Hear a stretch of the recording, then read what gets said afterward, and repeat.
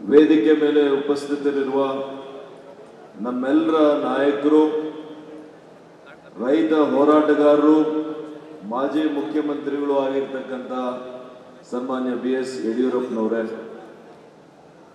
ಅದೇ ರೀತಿ ನಮ್ಮ ಪಕ್ಷದ ಕ್ರಿಯಾಶೀಲ ಯುವ ನಾಯಕರು, ನಮ್ಮ ರಾಜ್ಯಾಧ್ಯಕ್ಷರು ಆಗಿರ್ತಕ್ಕಂಥ ವಿಜಯೇಂದ್ರರವರೇ, ನಮ್ಮ ನಾಯಕರು ಅನೇಕ ವರ್ಷಗಳ ಹೋರಾಟದ ಫಲವಾಗಿ ಇವತ್ತು ವಿರೋಧ ಪಕ್ಷದ ನಾಯಕರಾಗಿ ಆಯ್ಕೆ ಆಗಿರ್ತಕ್ಕಂಥ ಶ್ರೀ R. ಅಶೋಕ್ರವರೇ, ವೇದಿಕೆ ಮೇಲೆ ಉಪಸ್ಥಿತರಿರುವ ಎಲ್ಲ ಲೋಕಸಭಾ ಕ್ಷೇತ್ರಗಳ ಅಭ್ಯರ್ಥಿಗಳೇ, ಹಿರಿಯ ನಾಯಕರುಗಳೇ, ಈ ಭಾಗದ ಎಲ್ಲ ಶಾಸಕ ಮಿತ್ರರೇ, ಮಾಜಿ ಶಾಸಕರೇ, ನಮ್ಮ ಪಕ್ಷದ ಈ ಭಾಗದ ಆಧಾರ ಸ್ತಂಭಗಳಾಗಿರ್ತಕ್ಕಂಥ ತಮ್ಮೆಲ್ಲ ಕಾರ್ಯಕರ್ತ ಬಂಧುಗಳಿಗೆ ಕೋಟಿ ನಮನಗಳನ್ನು ಅರ್ಪಿಸಲಿಕ್ಕೆ ಬಯಸ್ತೇನೆ. ಮಾಧ್ಯಮ ಗೆಳೆಯರೆ, ಈ ಬಾರಿ ಅಂತ ಹೇಳ್ತೇನೆ, ನನ್ನೂರು ಮೀರಿ ಅಂತ ಹೇಳಬೇಕು. ಈ ಬಾರಿ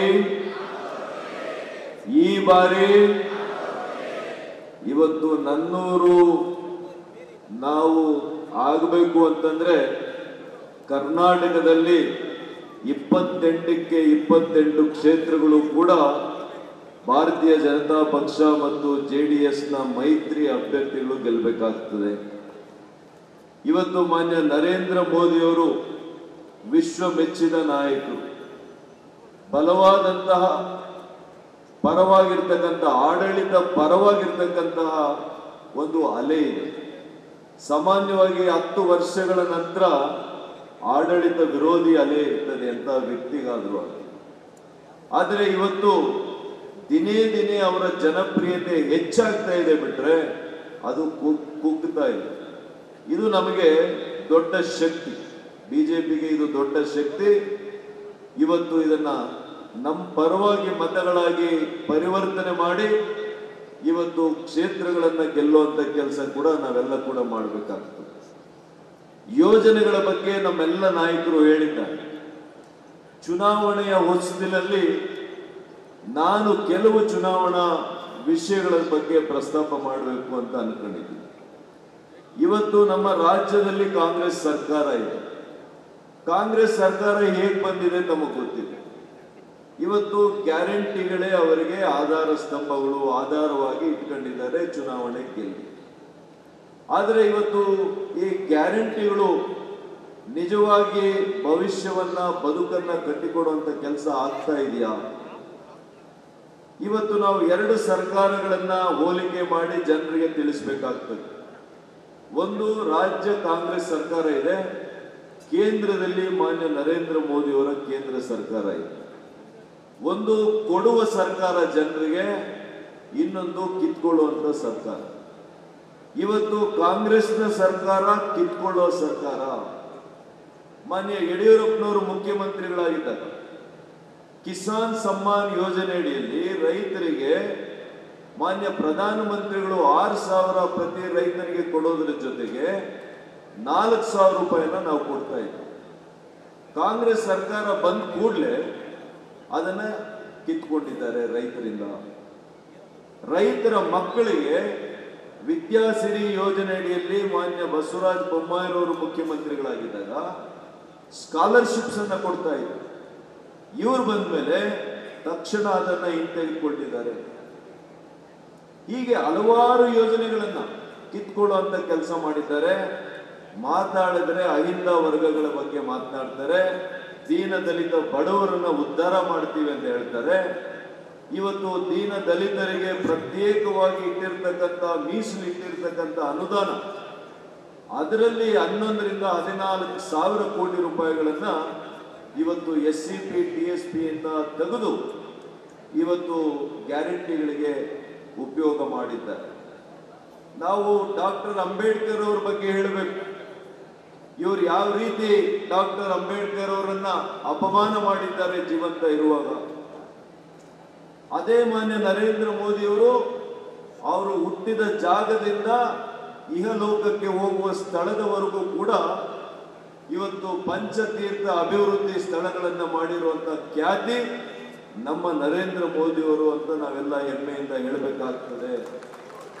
ಹಾಗಾಗಿ ಬಂಧುಗಳೇ, ಇವತ್ತು ಹಿಂದುಳಿದ ವರ್ಗದ ನಾಯಕರು ಅಂತ ಹೇಳ್ಕೊಳ್ತಾರೆ ಇಲ್ಲಿ, ಆದರೆ ನಾವು ಹೆಮ್ಮೆಯಿಂದ ಹೇಳ್ಕೋಬೇಕು, ಈ ದೇಶದ ಅತ್ಯಂತ ಎತ್ತರದ ಹಿಂದುಳಿದ ನಾಯಕರು ಯಾರಾದರೂ ಇದ್ರೆ ಅದು ನಮ್ಮ ನರೇಂದ್ರ ಮೋದಿಯವರು ಅಂತ ನಾವು ಹೇಳಬೇಕಾಗ್ತದೆ.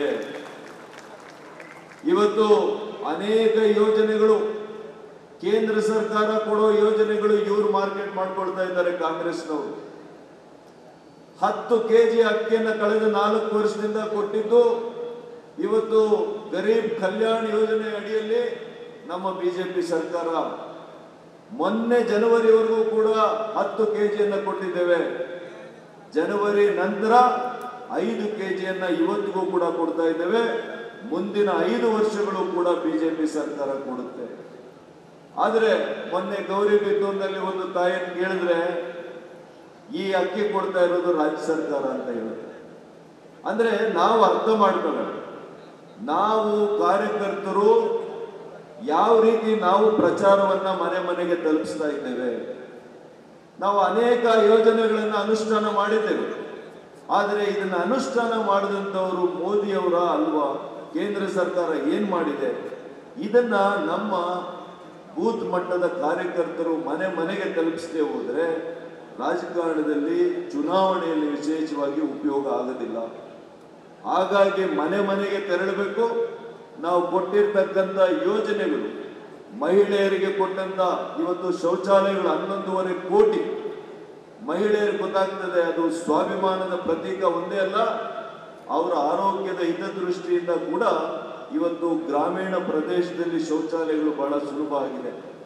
ಅದೇ ರೀತಿ ಮಹಿಳೆಯರಿಗೆ ಉಜ್ವಲ ಯೋಜನೆ ಅಡಿಯಲ್ಲಿ ಉಚಿತವಾಗಿ ಕೊಟ್ಟಂತ ಗ್ಯಾಸ್ ಸ್ಟವ್ ಮತ್ತು ಇವತ್ತು ಸಿಲಿಂಡರ್ಗಳು, ಇದು ಕೂಡ ಅವರ ಬದುಕನ್ನು ಬದಲಾಯಿಸಿದೆ.